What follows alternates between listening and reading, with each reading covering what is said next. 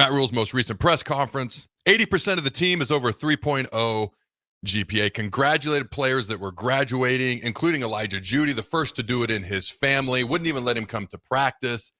And I love that there's somebody out there who still believes in the student part of the student athlete. So I love that. He did. I mentioned this earlier. He gave credit to Terrence Knight and Tony White for pouring themselves into guys like Elijah. All right. And several of the other defensive linemen. I mean, our defense has played well the past couple of years. The defensive line has played well the past couple of years. You have to give credit where it's due. I got number 11 respect for Tony White and T. Knighton. All right. At the last scrimmage, they ran about 110 plays. Their second scrimmage, hot, by the way, hot. Dude, I had flashbacks. I'm like, oh, man. They're scrimmaging right now. I was like just standing outside sweating. I was like, I'm going to go inside. And I was like, oh, they're scrimmaging right now. And I had like nightmare flashbacks in an instant. And then I went and, sat by the fan and the AC. And I don't have to do that anymore. But 110 plays. All right. And they did specific things when it comes to Archie Wilson, preparing him for the game. Again, he's a teenager. He's a true freshman. Uber talented. Going to be fun to watch. All right. When the scrimmage itself as an overall whole, so the ones look good. Too much of a gap between the ones and the twos and the threes. At least at this point in time. He wants the threes to be able to be starters or in that conversation competing, at least adding solid depth, if nothing else, by the end of the season, and that is the expectation. All right. Gibson Pyle went down. Not sure if it's serious or not. There were a couple of camp injuries. Nothing long-term, it doesn't seem anyways. By the way, Quentin Ives is back. He is practicing as well. That's good to hear. Now, as an overall whole, tackling is improved. Guys are taking better angles, making smarter plays on defense. It was interesting when the single-digit numbers were handed out. I was like, oh, man, I really want – I know some folks wanted to see Dylan on there. Jeff Sims was on there a couple years ago. I was like, oh, man, I really want to see Emmett. So, Emmett Johnson and Cam Lenhart were both a vote off from earning a single digit. Says this year was the tightest voting he has ever seen. It got to a point where they thought about adding more numbers. Now, does that mean single digits for offense and defense? But how does that work in a game? Does that mean maybe you go 0 through 14, so there's 15 numbers? How does that work? He didn't really specify, decided not to do it. I'm curious to see how this unfolds down the line. All right, this is what kind of stuck out to me. Offense looks extremely efficient. All right, defense fought back, got a defensive touchdown. So what that tells me right now is kind of what typically at this time of the year, defenses are ahead of the offense because there's more complexity to the offenses. There's timing, there's rhythm. Defense is so reactionary. Okay, and there's certain things on defense as well, but the defensive playbook is usually about that thick. The offensive playbook is usually about double. So it takes longer for the offense. It seems like right now, and I mentioned this might be the case a couple of weeks ago, the offense may be ahead of the defense just due to the experience that you brought in, the experience you have coming back. You have a returning quarterback. Holgerson's had an entire offense and 4 games with Dylan Rhule. That's got to factor in as well. So the offense appears to be ahead of the defense. And I kind of mentioned the other day, I expect the offense to be ahead of the defense and the special teams. Hopefully, if we can be average on special teams, not that we're not allowed to be better, but let's just start by being average, and then we're not costing ourselves games. And then maybe we get to the point where the special teams, Beamer Ball, Vatek for all those years, Frank Beamer, maybe it's helping win us games because that would be phenomenal. Let's just start by not costing ourselves games. Think about the amount of games we would have won if we had average special teams in recent memory, Jake. All right. Now, real quick, before I keep going, because I can go on forever here, you got any thoughts or reactions to anything I mentioned so far? Oh, I can't remember exactly what the number was, but maybe you'll remember because Nebraska was struggling so much last year. Remember the stat that came out about I think it was 89% of the time or something like that, a team that get a block kick, they would win the game. Yeah. Yeah. It's huge. It was crazy. The first time I ever heard that stat, and I don't think it's quite this high. The first time I ever heard it, we had someone come talk to our team with the Redskins. And Danny Smith was our special teams coordinator. I talked about him on a show last week. Guy who's been in the special teams coordinator of the NFL for 30 years. The guy who yelled at me in the middle of practice because I was ready for 2-minute defense, and he wanted hustle on the team field goal protection, like a last-minute end of the game field goal protection. He showed some highlights before a game, and then he popped up on the screen. I still remember the graphic. Anytime a team blocks a kick, he just said a kick, punt, field goal, whatever the case may be, they win that game 90% of the time. So you just said, what'd you say, 80? 89. I don't know what it is. Yeah, it's something like that. Well, this was years ago. So it might be a different stat now, obviously. Yeah. Maybe it's 80%, which is still insane. Think about that. 80% of the time, it didn't say the favored team or the underdog. I said 80% of the time, regardless of who's favored, that team wins the game if they block a kick. So if you kind of listen to what he's saying, he feels good about the guys who are starting. Need more depth as an overall whole. You're going to have younger guys behind. There's a reason. Okay. Like we talked about, you can't get that experience until you get the experience. So that's going to be a work in progress, which is why he mentioned at the end of the season, he wants that gap to close. That's the expectation by the end of the season. The offense appears to be ahead of the defense right now. And I don't think that's an indictment on the defense because it depends on how good the offense is. And we anticipate the offense to be one of the better offenses in the Big Ten. He said efficient. That's another thing he said. Efficient.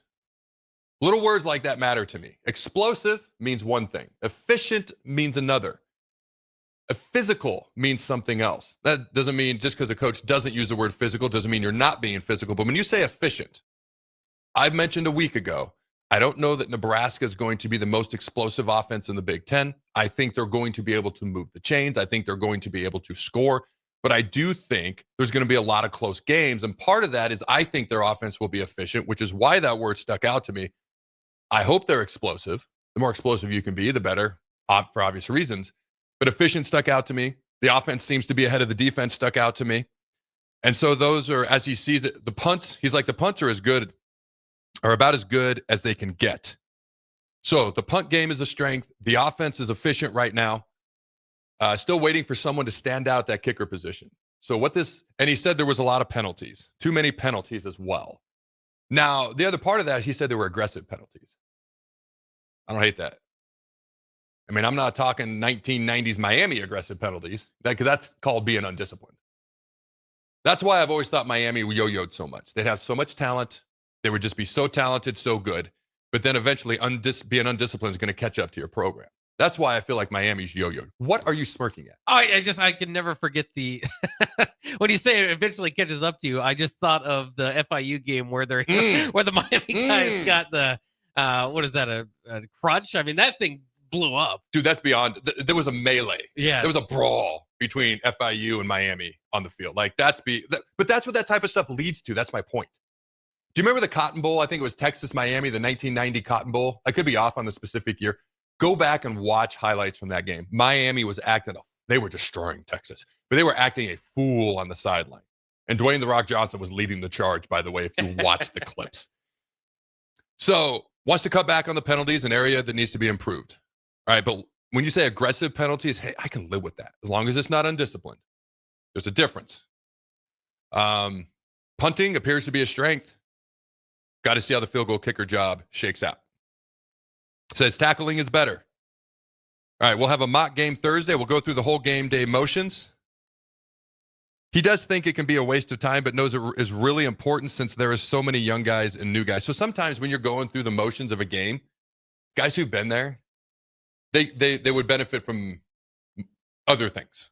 But guys who haven't been there, the more comfortable, there's a reason on an away game, you go to the stadium the night before. Then when you go the next day, you're not looking around. You're like, all right, it's time to get down to business. The more comfortable like little things like this by themselves aren't world beaters, but they add up. They add up over time. And you walk into a game and you're much more comfortable because you know the routine, you know what the stadium looks like, and you're ready to go. Versus I'm a true freshman, 19-year-old kicker from Australia who's homesick, putting my heart out on the line, doing the best I can. It could be a little intimidating otherwise, which it might be anyways. But this helps ease the process a little bit, just as an example. All right, it says he thinks Quinn Clark will cross the line this year and make plays. And I quote, unique athlete, 6'5", 210 pounds. Just throw the ball up to him, man. Whoever the shortest DB is on the other team, just find a way to match him up. They got a 5'8" DB. Dude, that's almost a foot. It's like 9-10 inches. He said, and I quote, this season will go as our 2s and 3s go, end quote. That's a telling quote. All right. We already talked about this, but he talked about the alternate uniforms. We have the right to do cool things. All right. You will win games from how you play, not how you look. Amen. And let's see here. It says when it comes to recruiting, kids want cool, swaggy stuff. That is true. So Rhule wants to blend that, but also keep it iconic. I get it. Talked about Danny Busboom Kelly really quickly. Says she's very, very relatable. loves how she is, loves how she conducts herself, just so confident, relaxed, and confident in herself. And that's why players tend to gravitate towards her pretty easy. All right. So it appears that the strength of Nebraska's team at this point in time, offense, punting, efficiency. I mean, when you talk about Dylan Rhule, this was Holgerson making throws you've never seen before. I've got to assume that incorporates quarterback play. When you said this is, according to Donovan Rhule, the best offensive line you've had in 4 years since he got here, you got to factor in the offensive line being a strength. He said it was one of the highlights of spring ball. I'm just listening to what he said and going off of that. He did say both tackle spots. Let me back up, make sure I got this right. All right. Still no official starters at both tackles. Those, and I quote, those races are nowhere near close to being done, end quote. Did talk about Pritchett, needs to figure things out. He has all the talent in the world. He just needs to pull it all together. So we'll see. Pritchett, Gatula, Kanak, who am I missing? Prohaska, Corcoran. You know, some of these guys have been practicing longer than others. I gotta ask you, because that's kind of been the word on Pritchett for a while now. Basically, everybody said that. At what point do you decide that he's going to pull it all together now? You're a week away from the opener. Either you will or you won't. It's in competition. The competition throughout spring, the competition throughout fall camp. Either you will or you won't. And then you can earn it throughout the season. Unfortunately, if you don't, hopefully he does, if you don't earn it in fall camp and throughout spring, hopefully it's not, I'm not even going to bring that up, because I was going to say, hopefully it's not this situation. I'm not even going to bring that situation up. My point is, you got to earn it on the field. And he said one of the highest paid transfer players they had last year, you and I both guessed it was Micah Mizuku. We don't know that for a fact, but didn't play much. So he has said, you've got to earn it. You're not just, you're going to you agreed to a contract, you're here, but as far as playtime itself, you've actually got to earn it. And so I like that.